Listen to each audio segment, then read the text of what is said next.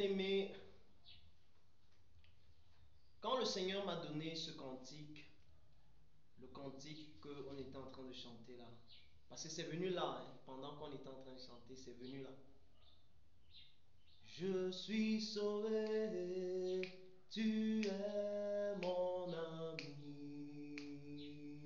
Je suis sauvé, tu es mon ami. Je suis sauvé, je suis sauvé. Tu es mon ami. Je suis sauvé, je suis sauvé. Tu es mon ami. Tu as donné ta vie, tu as donné ta vie. Tu es mon ami. Oh, oh, oh. Tu as donné ta vie.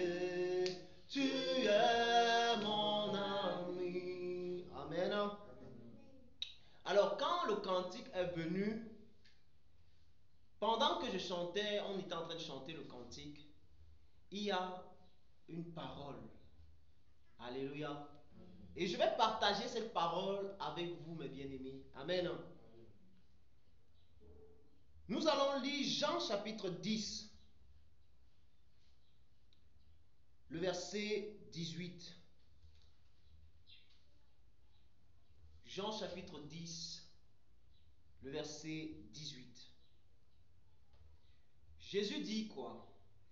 Personne ne me l'ôte, personne ne m'ôte la vie en tout cas, mais je la donne de moi-même. J'ai le pouvoir de la donner et j'ai le pouvoir de la reprendre. Tel est l'ordre que j'ai reçu de mon Père. Amen. Personne ne me l'ôte, personne ne m'ôte la vie. J'ai le pouvoir de la donner et j'ai le pouvoir de la reprendre. Donc Jésus est en train de dire en d'autres termes que personne ne peut même enlever sa vie, personne ne peut le tuer. Personne ne pouvait tuer Jésus. C'est parce que Jésus voulait donner sa vie pour nous qu'il l'a fait. Amen. Donc il a donc donné sa vie pour nous parce qu'il nous aimait. Et j'étais en train de partager, je partageais les trois clous invisibles avec le bien-aimé l'autre jour. Parce que quand on dit à Jésus, Jésus descend de la croix. Si tu es fils de Dieu, descends de la croix. Les gens pouvaient croire que ce sont les clous visibles là qui retenaient Jésus-Christ à la croix. Mais ce n'étaient pas les clous visibles qui retenaient Jésus-Christ à la croix. Il y avait les clous invisibles qui retenaient Jésus-Christ à la croix. Amen. Et quels étaient ces clous invisibles qui retenaient Jésus-Christ à la croix? Le premier clou invisible qui retenait Jésus-Christ à la croix, c'était la volonté de Dieu, faire la volonté du Père. Amen. Parce que il déclare lui-même quand il était en train de faire son ministère, il dit: je ne suis pas venu faire ma volonté, mais la volonté du Père qui m'a envoyé. Donc ça, c'était le premier clou qui retenait Jésus-Christ à la croix. Donc le premier clou qui retenait Jésus-Christ à la croix, quand on était en train de lui dire: descends de la croix, il pouvait bien descendre. Parce qu'ici il dit: personne ne me l'ôte, personne ne m'ôte la vie, mais je la donne.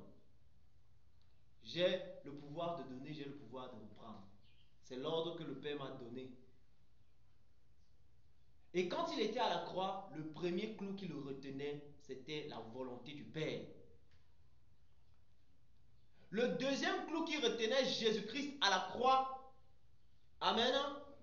Le deuxième clou qui retenait Jésus-Christ à la croix, c'était la compassion des âmes. Amen.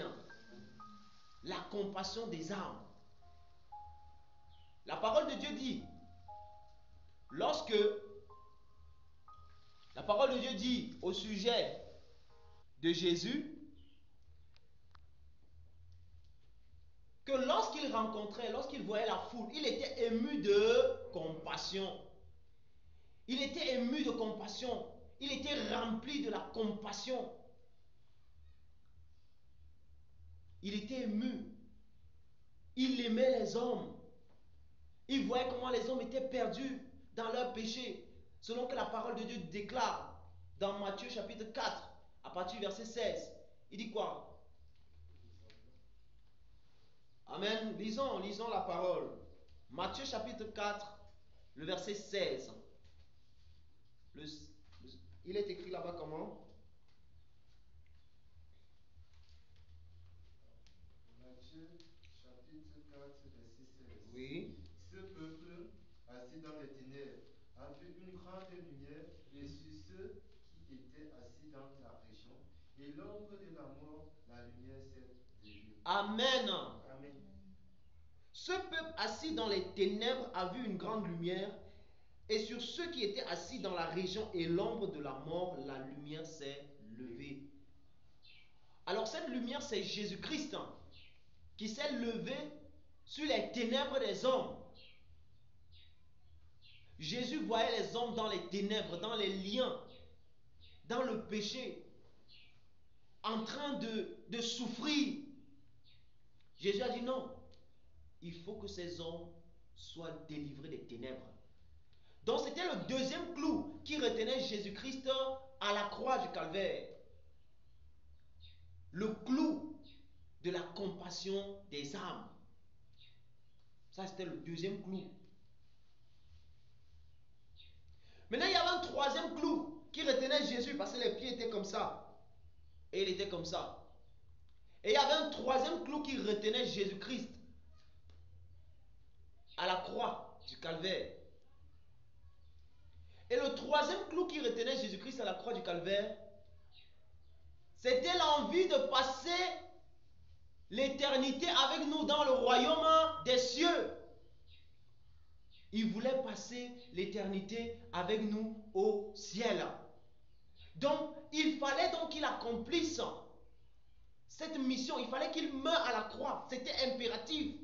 Parce que le seul moyen par lequel les hommes pouvaient être sauvés, pardonnés de leurs péchés et avoir la possibilité d'entrer au ciel, passer l'éternité avec Dieu, c'était le sacrifice de Jésus-Christ. Et le troisième clou, c'était ça qui retenait Jésus-Christ à la croix.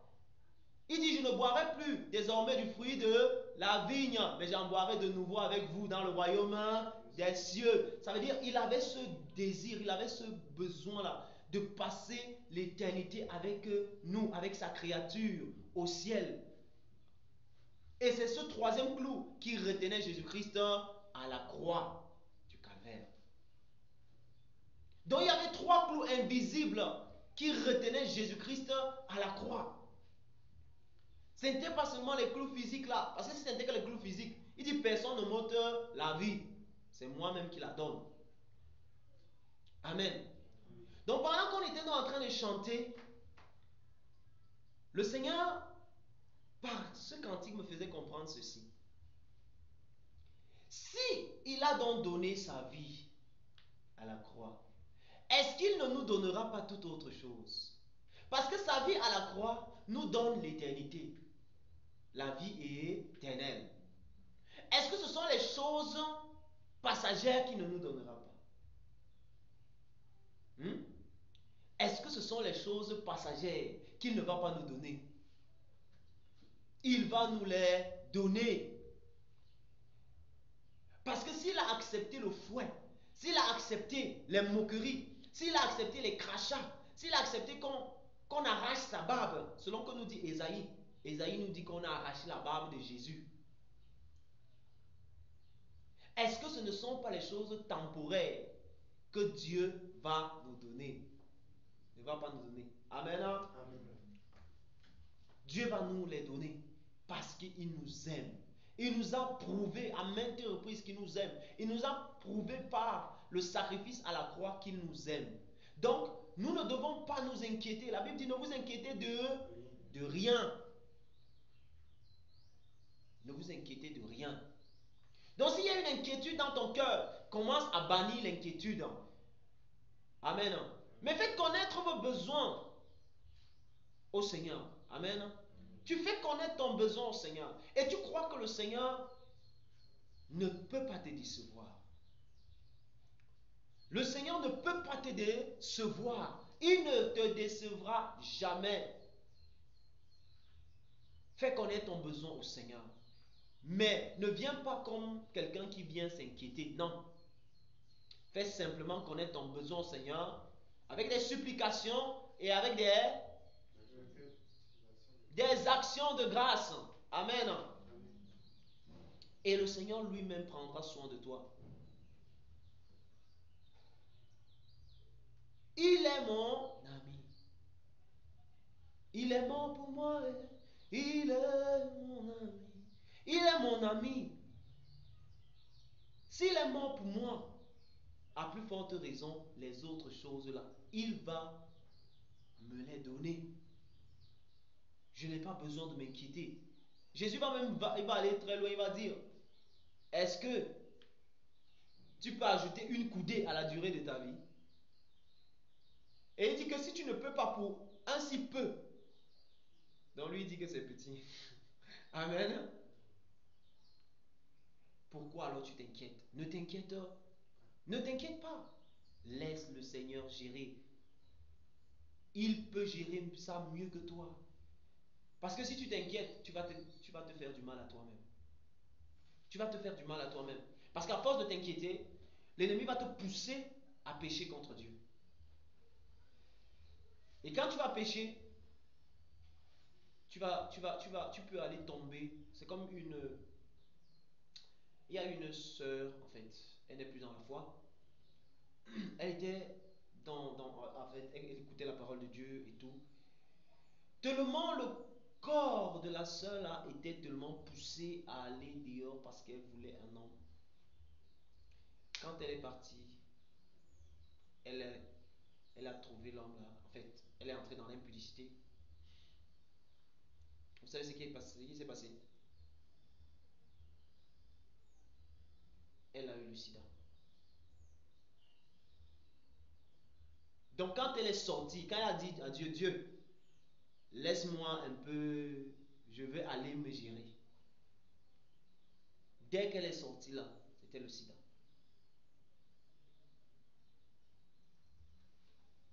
Donc bien aimé, Dieu sait pourquoi il te dit, attends. Amen. Attends, parce qu'il y a encore une grâce, une seule grâce qui va encore mettre en toi pour que ça soit le sucre dans le tapioca. Merci. Alléluia. Oui, parce que si tu pars et que tu manges le tapioca la farde sans sucre, ça va se passer comment? Ça ne sera pas bien. Amen. Ça ne va pas bien. Il faut un peu de sucre. Et il te dit un peu de temps encore. Amen. Oui. Donc, il est notre ami.